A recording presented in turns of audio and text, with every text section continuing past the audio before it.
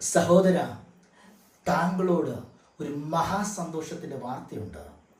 യേശു ആ കല്ലറയിലില്ല കേട്ടോ. അവൻ ഉയർത്തെഴുന്നേറ്റു.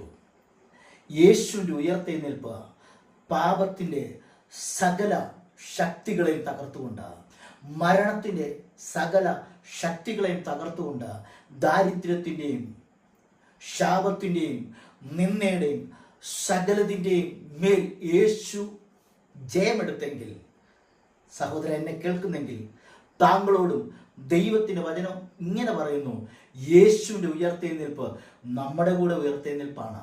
യേശുവിനോടൊപ്പം ഞാനും നിങ്ങളും ഉയർത്തെഴുന്നേറ്റു. അതിൻ്റെ അർത്ഥം താങ്കൾ ഇനി പാപത്തിൽ തുടരണ്ട കേട്ടോ. അതിൻ്റെ അർത്ഥം താങ്കൾ ഇനി ആത്മഹത്യ ചെയ്യേണ്ട. താങ്കൾക്ക് പ്രതീക്ഷയ്ക്ക് വകയുണ്ട്. ദാരിദ്ര്യത്തിനകത്തുനിന്ന് താങ്കൾക്ക് പുറത്തു വരാൻ പറ്റും.